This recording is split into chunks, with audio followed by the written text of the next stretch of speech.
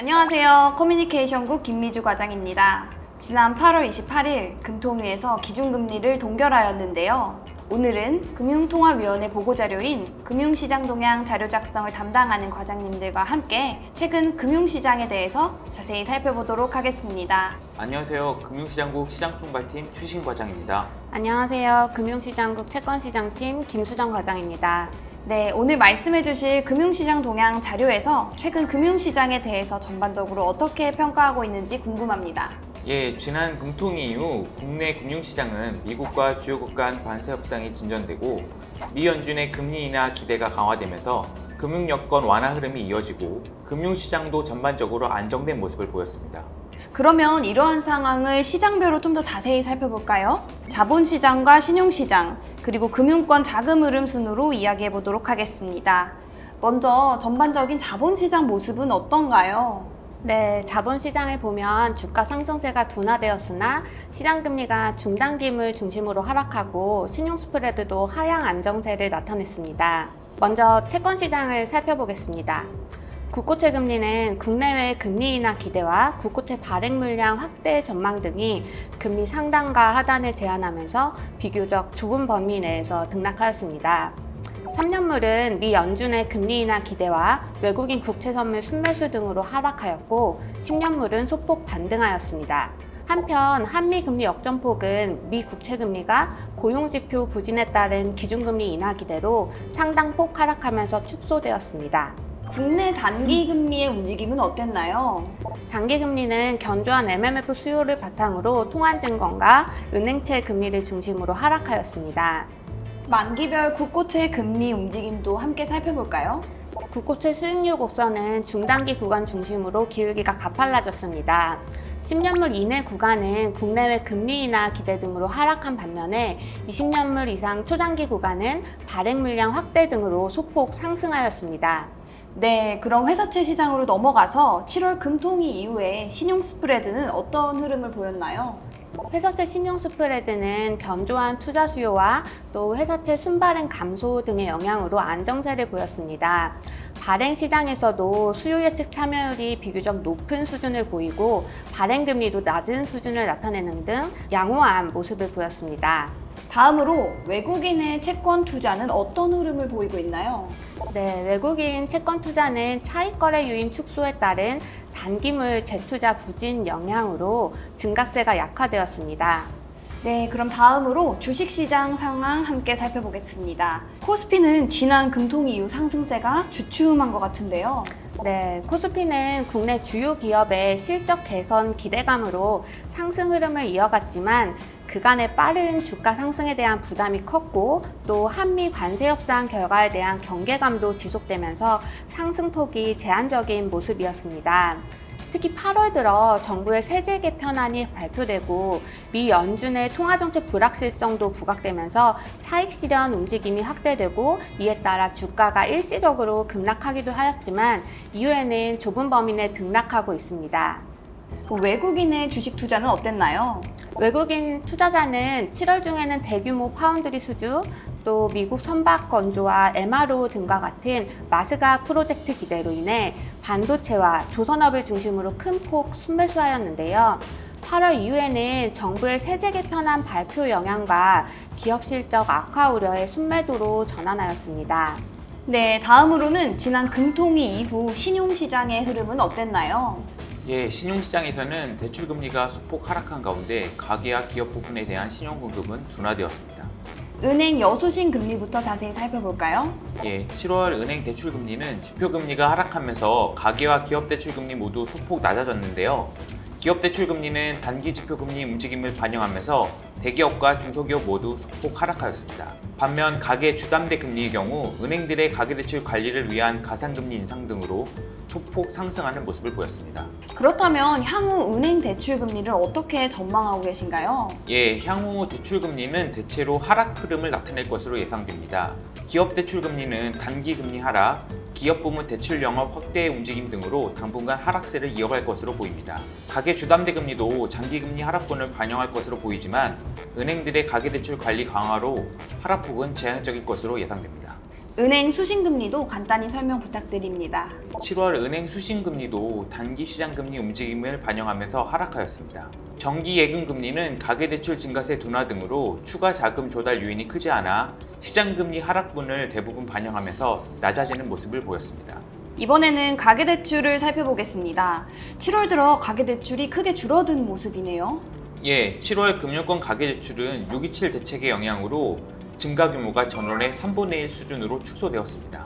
과장님, 좀 더 자세히 말씀해 주실 수 있을까요? 예, 대출 유형별로 보면 주택 관련 대출은 지난 몇 달간 늘어난 주택 거래 증가의 영향으로 구입 목적 주담대는 다소 높은 증가세를 이어갔지만 6.27 대책으로 한도가 줄어든 생활자금용 주담대는 순상환되면서 전체 증가 규모가 축소되었습니다. 기타 대출은 6.27 대책으로 전 금융권에 걸쳐 신용대출 한도가 연소득 이내로 축소되고 대출 규제 적용 과정에서 비대면 대출이 일시 중단되었는데 그러한 영향도 방영되면서 큰 폭 감소로 전환하였습니다. 네, 그렇군요. 그럼 앞으로는 가계대출 흐름은 어떻게 될까요? 향후 가계대출은 5, 6월 중 늘어난 주택거래의 영향이 시차를 두고 반영되면서 한두 달간은 구입 목적 주담대를 중심으로 다소 높은 증가세를 나타낼 것으로 보고 있습니다. 다만 6.27 대책 이후 수도권 주택시장의 과열이 일정 부분 진정되는 움직임을 보이고 있고 대출 규제의 직접 효과 이외에도 금융기관들이 자율적으로 관리 조치를 강화하고 있어서 이러한 영향이 계속 지속된다면 4, 4분기부터는 가계대출 증가폭이 점차 줄어들 것으로 보고 있습니다. 그러나 서울 아파트 가격 상승률이 아직 높은 수준에 머물러 있고 7월에도 주요 선호 지역을 중심으로 상승 거래가 이어지는 모습을 보이고 있어서 이들 지역을 중심으로 가격 상승 기대와 잠재 구입 수요가 여전히 높은 것으로 보고 있습니다. 특히 7월 들어 상당폭 하락했던 주택가격 상승 기대가 8월 들어 소폭 반등한 모습입니다. 아울러 지역 간 풍선 효과, 향후 정부의 주택 공급 대책 관련 불확실성, 금융여건 추가 완화 기대와 같은 불안 요인도 여전히 잠재하고 있어 향후 가계대출 상황을 좀 더 지켜볼 필요가 있는 것 같습니다. 기업 자금 조달 중 은행 기업 대출은 어땠나요? 예, 은행 기업 대출은 계절 요인 등으로 7월에는 증가로 전환하였지만 그 규모가 예년에 비해 크지 않았습니다. 먼저 대기업 대출은 전 분기 말 일시상환분 재취급에도 불구하고 설비 투자 수요 부진으로 소폭 증가에 그쳤습니다.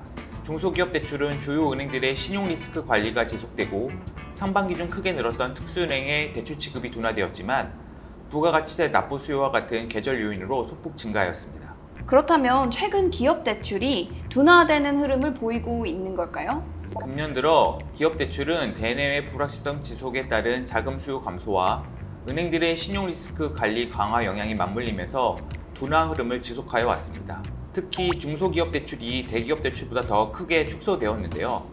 올해 7월까지 중소기업 대출 총 증가 규모가 예년의 40% 수준에 불과하였고 이 중 개인사업자 대출은 예년의 14% 수준에 그쳤습니다.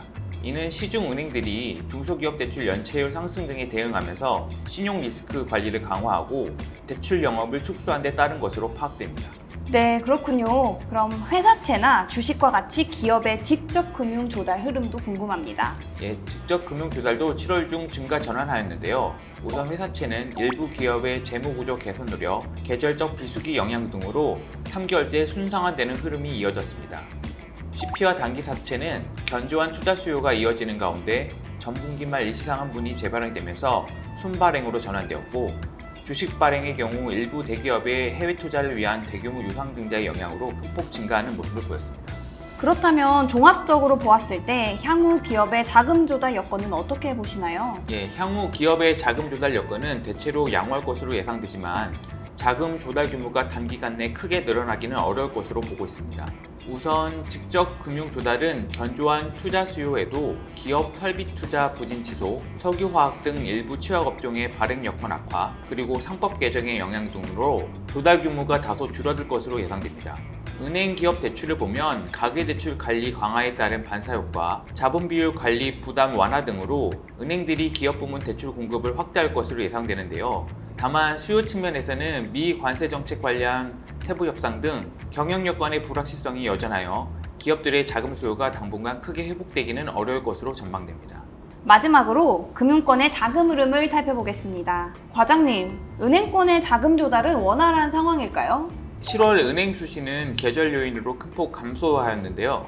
세부적으로 보면 수시 입주식 예금이 분기 말 재무 비율 관리를 위해 일시 예치되었던 기업 자금이 유출되면서 크게 감소하였습니다. 다만 정기예금과 시장성수시는 일부 은행들의 규제 비율과 듀레이션 관리, 지자체의 소비품 관련 재정자금 일시 예치 등으로 증가 전환하였습니다.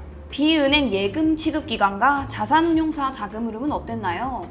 비은행 예금 취급 기관의 경우 저축은행을 중심으로 증가세를 지속했고, 자산운용사는 은행에서 유출된 기업 자금이 MMF로 재유입되고 여타 수익증권으로의 자금 유입도 확대되면서 큰 폭 증가하는 모습을 보였습니다.